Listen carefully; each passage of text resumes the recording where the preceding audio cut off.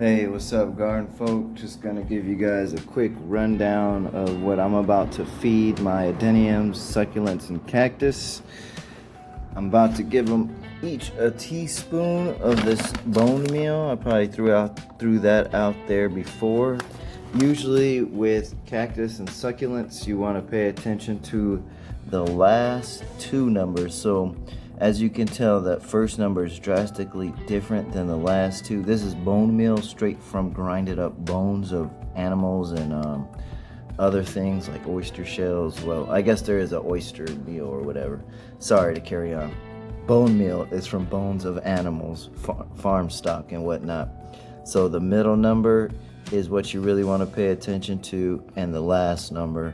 This is a super bloomer. I'll kind of use either in the beginning of the growing season and kind of like in the middle, but at a lesser dosage. Let's see if we can find these numbers. So as you can see, the last two numbers are big. That first number is actually pretty big, but this is mostly for like flowers, bulbs, roses, anything you want to really see bloom. That's what this is for. It's not really for cactus and succulents, but I'm edging for those last two big numbers. This actually is what I probably should have showed first. This is what you really just want to use if you're not going to use anything else, which you probably shouldn't use anything else if you don't know what you're doing. But as you can see, this is called cactus juice, specifically for cactus and succulents. And as you can see, that's why I said it's full safe. Let's see if we can get those numbers in here. You got 1 being nitrogen, 7 phosphorus, 6 potassium.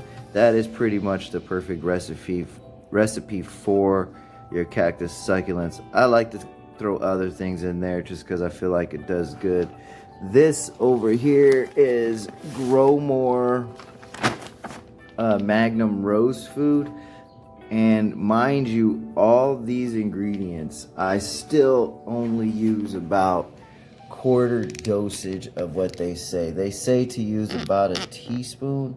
I use a quarter dosage. So what I'll do is, for a teaspoon per plant, or a teaspoon per gallon, this is a gallon, what I'll do is teaspoon of the cactus juice. I'll just do like a capful, and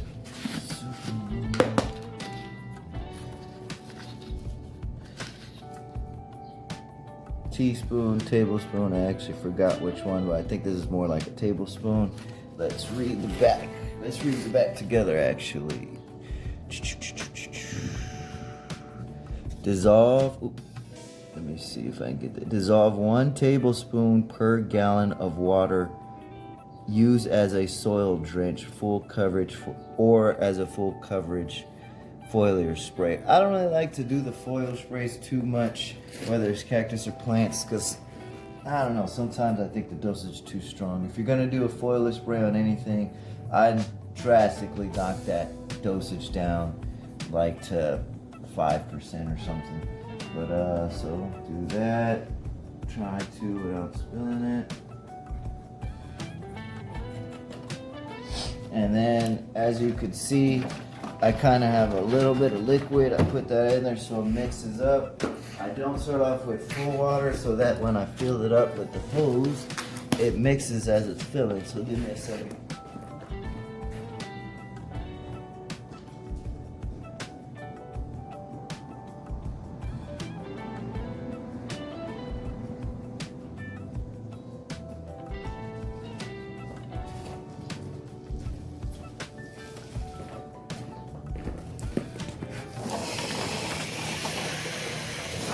Kind of just blast it in there to get a good mix because I lost the lid, so I can't shake it up too effectively. Fill that baby up. That's 1 gallon.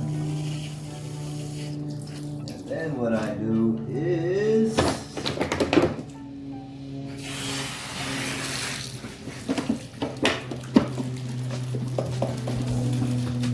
So that right there, guys and gals and garden folk, is like springtime feeding, or literally I would say end of October feeding, because that's when the weather got knocked back at least down to the 90s. Temperatures aren't so crazy. So this is a normal dosage feeding. This is summertime, a bit different. You gotta think, when you feed things, the plants like to grow, so you're gonna have new growth. And if you have very vigorous new growth, then it's typically gonna get burned by the hot summer heat, the hot summer sun. I mean, I'm in Phoenix, Arizona. On a 116 day, there's not much new growth that's gonna be able to handle that type stuff unless it's like a Palo Verde. But the point is, you're doing what I found out, doing a quarter dosage feeding in the summer, maybe midsummer, or once a month. Just the slightest dosage feeding tends to help them out as far as give them a little bit of strength to handle the heat. So this feeding isn't necessarily specifically to get them to grow more and do whatnot, even though when I give this to my adeniums, I'm gonna want them to grow more and flower more. But typically I'm doing this so they can stay strong as far as like just sprout out new growth. That is what I look for in the spring and in the fall. So let me show you back at it. So I got an empty bucket and I got the full bucket. So I'm pretty much gonna fill it about, to be honest, I'm gonna shoot for 20%. I literally try to get the least amount. It's literally just to give them a little boost, you know, like, I wouldn't, no, actually not a boost. It's just to give them a little upper hand. This is a guesstimation, guys. I'm actually gonna pour a little bit out.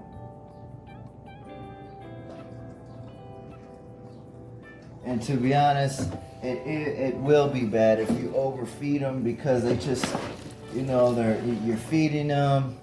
It's like, I don't know how to explain it really, but you're feeding them, it's hot, the salt, the heat, it's just gonna burn the plant, gonna burn the new growth. It kind of backfires if you overfeed them in the summertime.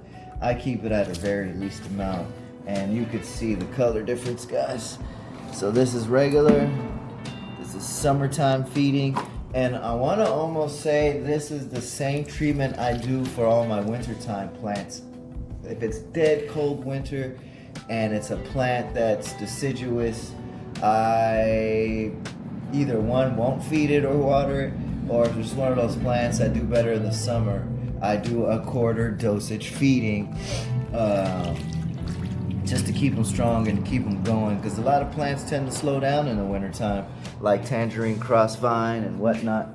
So let me show you that I'm not a hypocrite and actually water my plants. Oh, let me see if I can actually water my cactus. See, I got some dragon toes agave, got some agave americanas.